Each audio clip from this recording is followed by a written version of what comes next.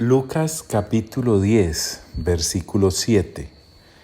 Nuestro Señor, dándole instrucción a los 70, les dice: no os paséis de casa en casa. En cualquier ciudad donde entréis y os reciban, comed lo que os pongan delante, y sanad a los enfermos que en ella haya. Y decidles: se ha acercado a vosotros el reino de Dios. Mas en cualquier ciudad donde entréis y no os reciban, saliendo por sus calles decid: aún el polvo de vuestra ciudad, que se ha pegado a nuestros pies, lo sacudimos contra vosotros.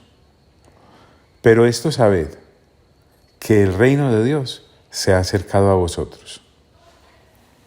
Y os digo que, ahora enfatiza el Señor Jesús, en aquel día será más tolerable el castigo para Sodoma que para aquella ciudad. ¡Ay de ti, Corazín! ¡Ay de ti, Betsaida! Que si en Tiro y en Sidón se hubieran hecho los milagros que se han hecho en vosotras, tiempo ha que sentadas en cilicio y ceniza, es decir, a la usanza antigua, se colocaban los penitentes una piel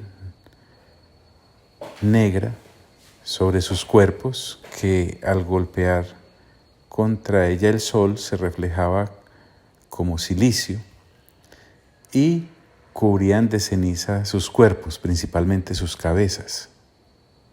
Una costumbre muy conocida por los judíos. Tiempo ha que sentadas en cilicio y en ceniza se habrían arrepentido. Por tanto, en el juicio será más tolerable el castigo para Tiro y Sidón que para vosotras. Ahora nuestro Señor le abre un espacio especial a Capernaum.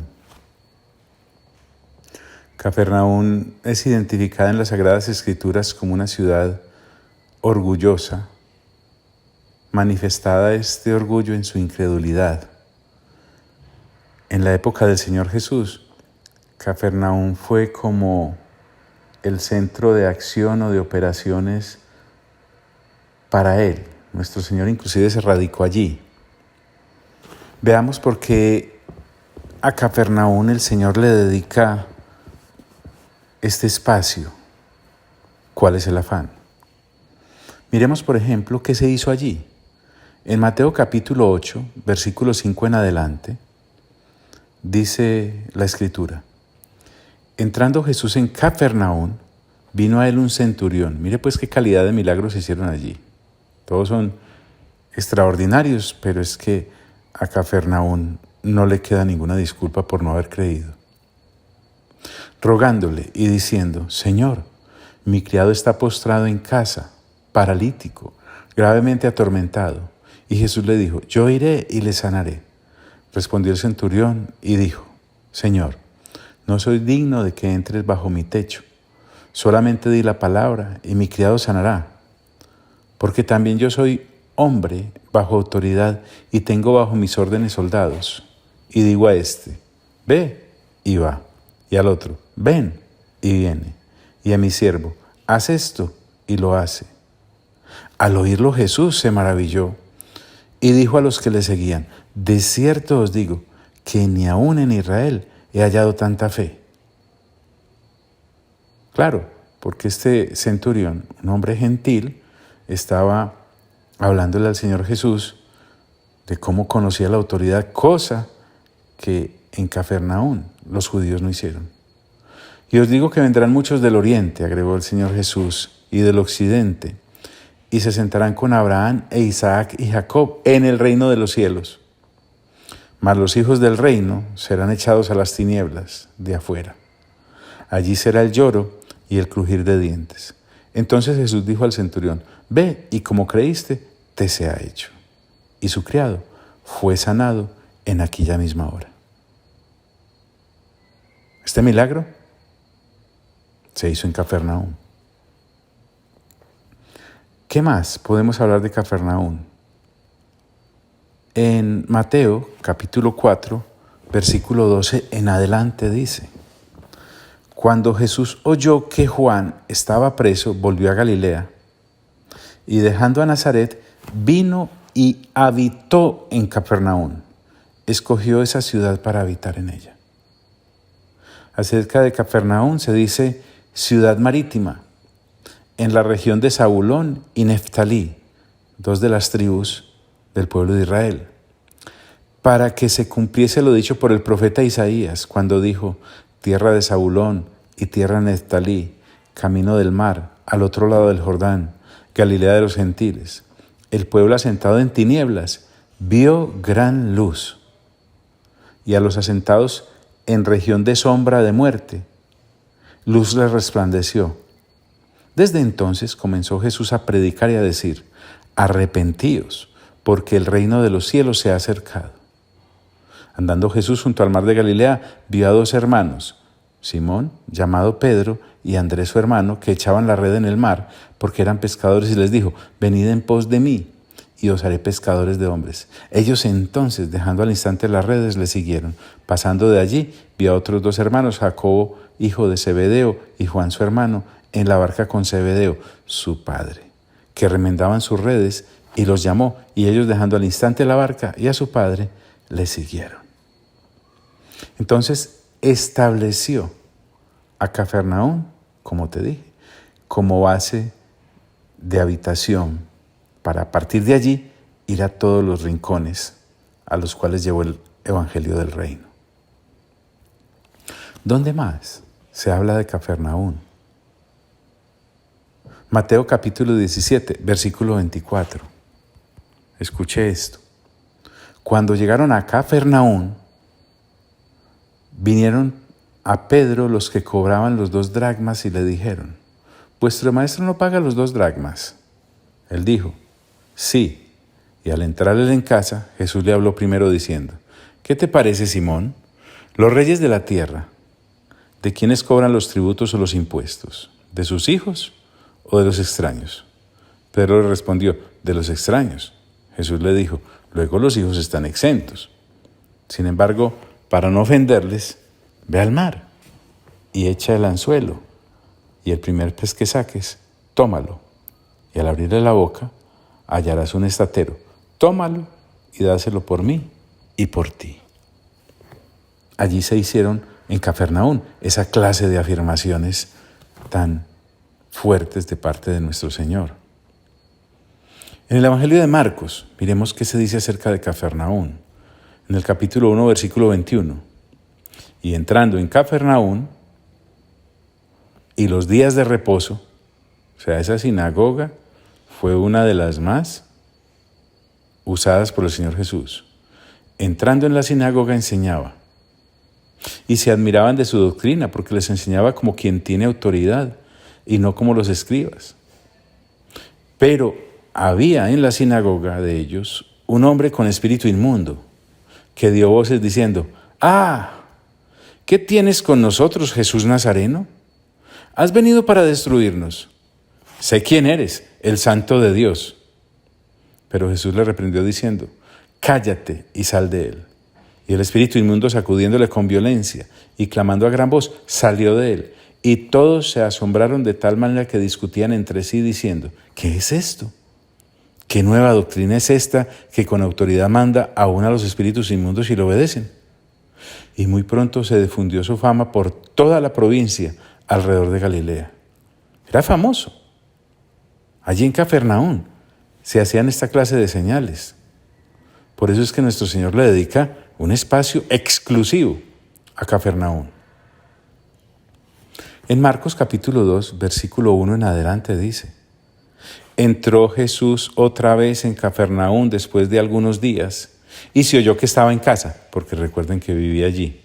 E inmediatamente se juntaron muchos, de manera que ya no cabían ni aún a la puerta. Eso era una romería. ¿Y qué hacía el Señor Jesús? Mire, y les predicaba la palabra, la del reino. Es que Cafarnaún escuchó. Entonces vinieron a él unos trayendo un paralítico. Mire, por ejemplo, este famoso milagro.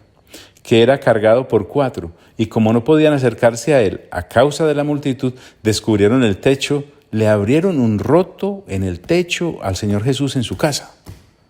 Descubrieron el techo de donde estaba y haciendo una abertura, bajaron el lecho en que yacía el paralítico. Al ver Jesús la fe de ellos, dijo al paralítico: Hijo, tus pecados te son perdonados. Estaban allí sentados algunos de los escribas, los cuales cavilaban, recuerda, los caviladores, en sus corazones. ¿Por qué habla este así? Blasfemias dice. ¿Quién puede perdonar pecados sino solo Dios? Pues por eso mismo. Y conociendo luego Jesús en su espíritu que cavilaban de esta manera dentro de sí mismos, les dijo: ¿por qué caviláis así en vuestros corazones?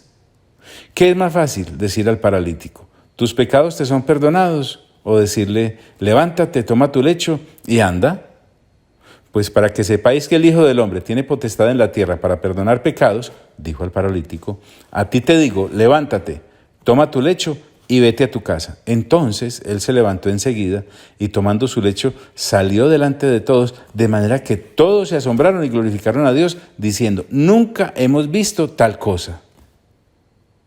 Por eso es que Cafarnaúm no tiene ninguna disculpa por las señales que en ella se hicieron. Vea otra, Marcos capítulo 9, versículo 33 en adelante. Y llegó a Cafarnaúm, y cuando estuvo en casa, porque recuerde que vivía allí, les preguntó: ¿qué disputabais entre vosotros en el camino? Mas ellos callaron, porque en el camino habían disputado entre sí quién había de ser mayor. Entonces él se sentó y llamó a los 12 y les dijo: si alguno quiere ser primero, será postrero, el postrero de todos y el servidor de todos. Y tomó un niño y lo puso en medio de ellos, y tomándole en sus brazos les dijo: el que reciba en mi nombre a un niño como este, me recibe a mí, y el que a mí me recibe, no me recibe a mí, sino al que me envió. ¿Qué más se hizo en Cafarnaúm? Pasemos al Evangelio de Lucas, donde estamos, en el capítulo 4, versículo 31 en adelante. Dice así: descendió Jesús a Cafarnaúm, ciudad de Galilea, y les enseñaba en los días de reposo, y se admiraban de su doctrina, porque su palabra era con autoridad. Estaba en la sinagoga un hombre que tenía un espíritu de demonio inmundo, el cual exclamó a gran voz diciendo: déjanos, ¿qué tienes con nosotros, Jesús Nazareno? Has venido a destruirnos. Yo te conozco quién eres, el Santo de Dios. Y Jesús le reprendió diciendo: cállate y sal de él. Entonces el demonio, derribándole en medio de ellos, salió de él y no le hizo daño alguno. Y estaban todos maravillados y hablaban unos a otros diciendo: ¿qué palabra es esta que con autoridad y poder manda a los espíritus inmundos y salen? Y su fama se difundía por todos los lugares. Entonces, ¿por qué repetí esto que ya habíamos visto en el otro evangelio?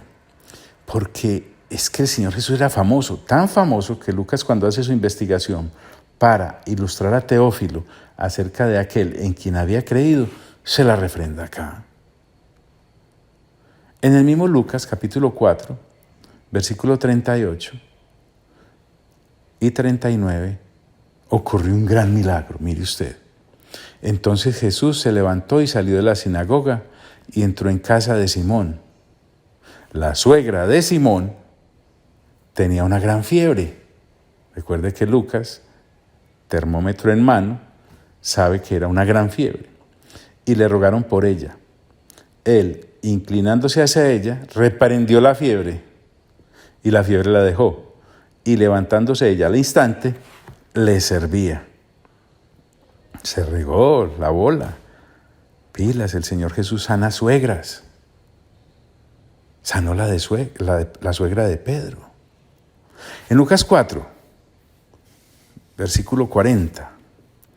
Al ponerse el sol, esto fue después de sanar a la suegra, todos los que tenían, oiga pues, todos los que tenían enfermos de diversas enfermedades los traían a él, y poniendo las manos sobre cada uno de ellos, los sanaba. También salían demonios de muchos, dando voces y diciendo: tú eres el Hijo de Dios. Pero él los reprendía y no les dejaba hablar porque sabían que Él era el Cristo. Todas estas señales hechas en Cafarnaúm. En Lucas capítulo 4, también el versículo 23, retrocedo un poco, el Señor Jesús está en Nazaret, pero miren que Cafarnaúm es tomada como referencia en las palabras del Señor Jesús para enrostrarles a los de Nazaret porque no creían. Y Él les dijo, sin duda me diréis este refrán, médico, cúrate a ti mismo de tantas cosas que hemos oído que se han hecho en Cafarnaúm. ¿Te das cuenta? En Nazaret tenían hasta envidia de lo que el Señor Jesús hacía en Cafarnaúm. Haz también aquí en tu tierra. Y añadió, de cierto os digo, que ningún profeta es acepto en su propia tierra. En el Evangelio de Juan, en el capítulo 6, del versículo 16 al 21, dice esto: al anochecer, descendiendo sus discípulos al mar y entrando en una barca, iban cruzando el mar hacia Cafarnaúm. Estaba ya oscuro y Jesús no había venido a ellos, y se levantaba el mar con gran viento que soplaba. Cuando habían remado como 25 o 30 estadios, vieron a Jesús que andaba sobre el mar y se acercaba a la barca y tuvieron miedo, mas Él les dijo, yo soy, no temáis. Ellos entonces con gusto lo recibieron en la barca, la cual llegó enseguida a la tierra a donde iban, o sea, Cafarnaúm. ¿Te se imagina a los discípulos contándole a la gente? Es que lo vimos, sobre las aguas vino a nosotros. En el mismo Evangelio de Juan, en el capítulo 6, versículo 59, para no leerlo todo, aunque te haría muy bien hacerlo tú, dice así, estas cosas dijo en la sinagoga, enseñando en Cafarnaúm, centro de enseñanza para el Señor. Y uno podría decir, pues claro, tenían que haber creído, pero no, ¿cómo le parece que no? En Lucas capítulo 5, leemos a partir del versículo 1. Recordemos. Aconteció que estando Jesús junto al lago de Genesaret, el gentío se agolpaba sobre él para oír la palabra de Dios, y vio dos barcas que estaban cerca de la orilla del lago, y los pescadores, habiendo descendido de ellas, lavaban sus redes, y entrando, quiero recordarte por qué estamos leyendo esto. Es que aquí no estamos admirando a Cafarnaúm. Aquí estamos en el escenario en que el Señor Jesús va a reprender severamente a Cafarnaúm. ¿Y sabes por qué? Porque es que los milagros, desde este punto de vista de las Sagradas Escrituras, no están puestos para maravillarnos y decir, uy, pero qué milagrazo el que acaba de recibir fulano, sutano, qué milagrote el que el Señor me hizo. No, y sacamos hasta libros de eso. No. Miren, los milagros bíblicamente están diseñados para conducir a las personas al arrepentimiento y a las ciudades al arrepentimiento. Pero ¿cómo veremos a Cafarnaúm? O mejor dicho, como hemos visto, a Cafarnaúm ni cosquillas le hicieron los milagros que el Señor Jesús hizo en ellas.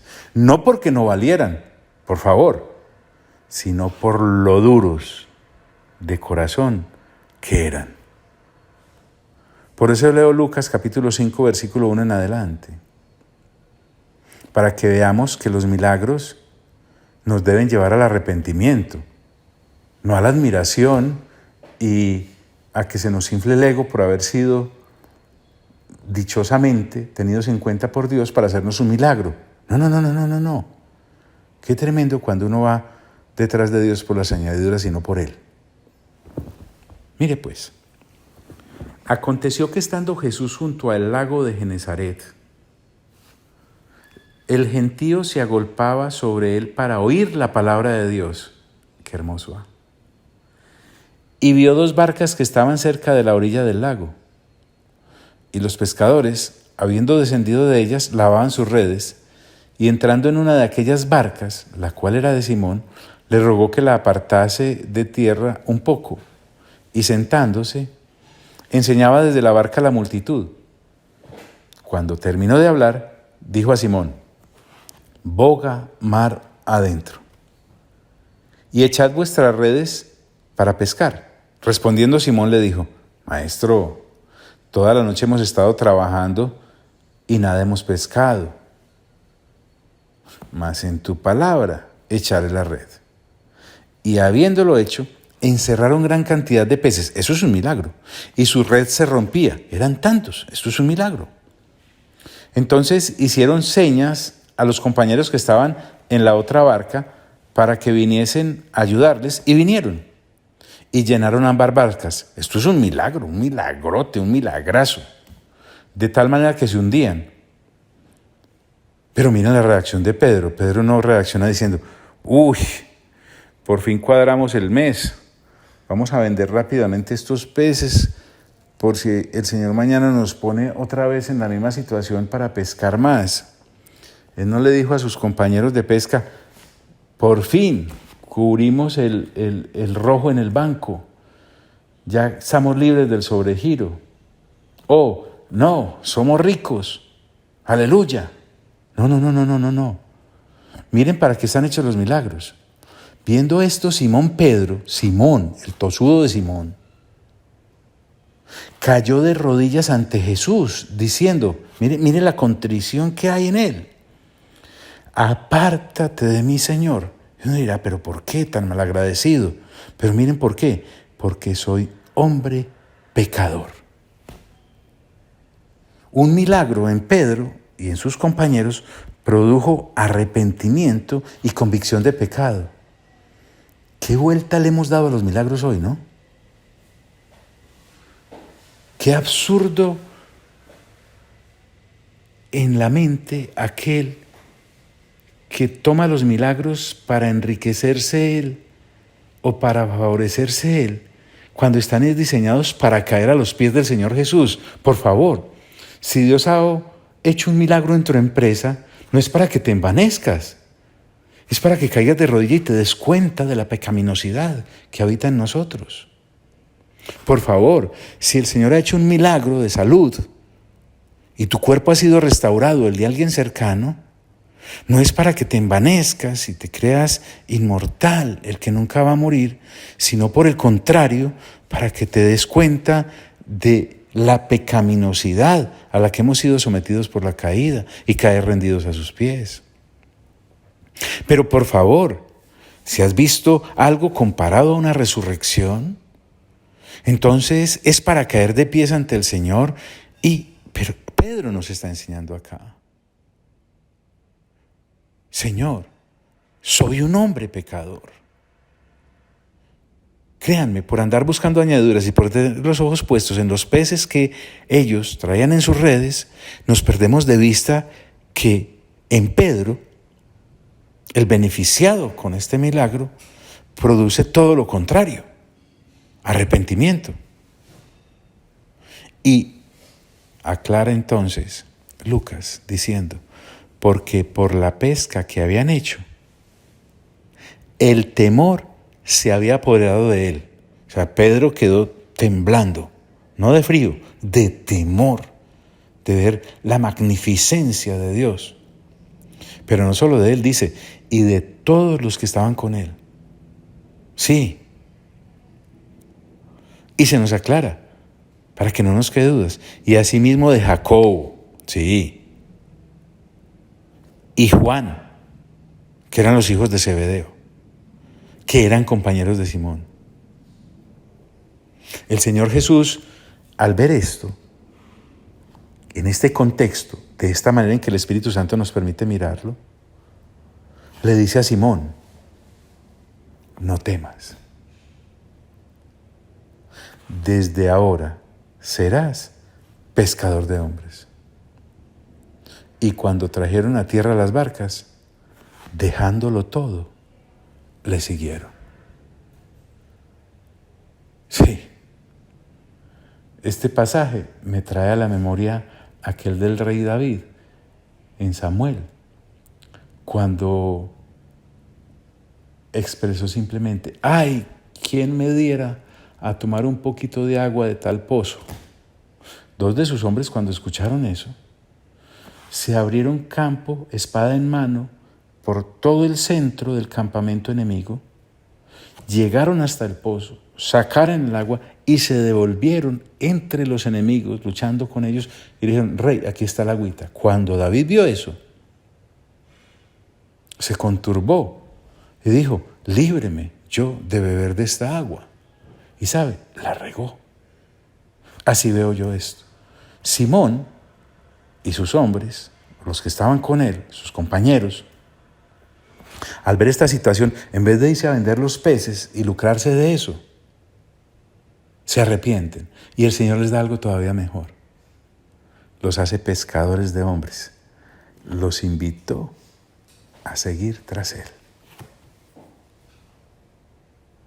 Entonces, cuando el Señor Jesús dice en Lucas capítulo 10, versículo 15, y tú, Capernaum, toda esta argumentación que te acabo de dar está detrás de esa aseveración.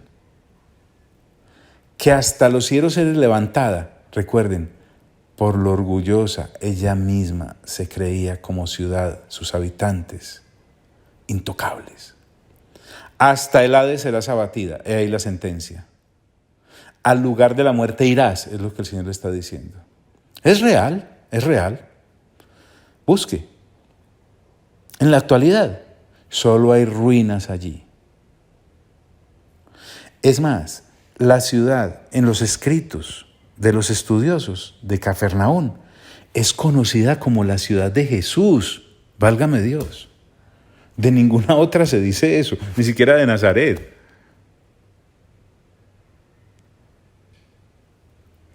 Claro.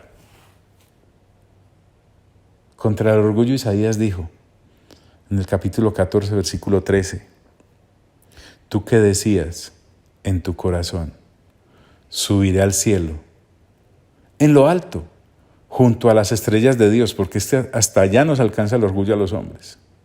Levantaré mi trono, y en el monte del testimonio me sentaré.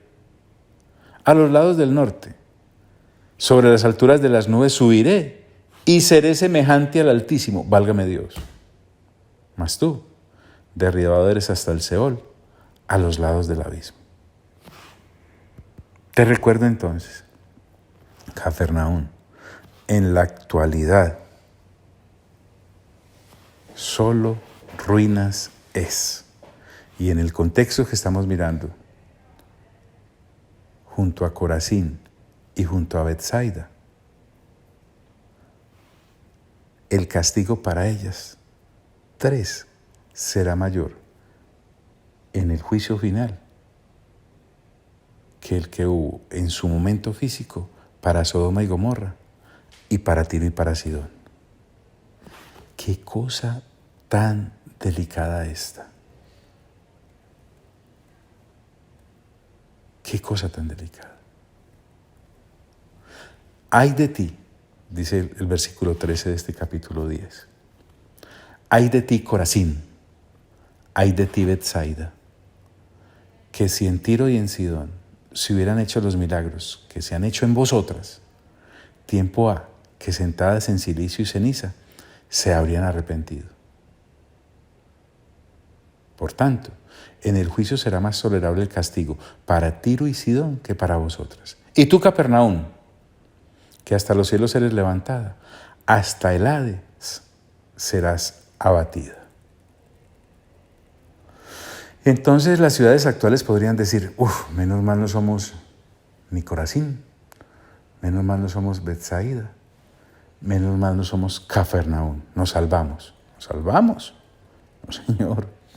Acuérdese que el Señor Jesús fue genérico al decir que si en alguna ciudad no se recibe a los obreros del reino, como en algunas ciudades seguramente no recibieron aquellos 70, en cada generación, porque a esa ciudad se le ha dicho, se ha acercado a vosotros el reino de Dios. Entonces el Señor Jesús dice, mas en cualquier ciudad donde entréis y no os reciban, saliendo por sus calles decid, aún el polvo de vuestra ciudad que se ha pegado a nuestros pies, lo sacudimos contra vosotros. Pero sabed esto, que el reino de Dios se ha acercado a vosotros. Y os digo que en aquel día será más tolerable el castigo para Sodoma que para aquella ciudad. Amado Padre Celestial, a ti sea toda la gloria. Amado Señor Jesús, a ti sea todo el honor. Y amado Espíritu Santo, a ti sea toda la gloria también. Gracias por habernos permitido, cuando el reino fue anunciado en nuestras casas, haber sido nosotros hallados como hombres y mujeres de paz que recibieron esa paz. Y en nuestras ciudades, cuando se anunció el reino a la ciudad donde vivimos, levantamos la mano y dijimos, amén, bienvenido el reino. Así que eternamente agradecidos por los siglos de los siglos de los siglos. Amén.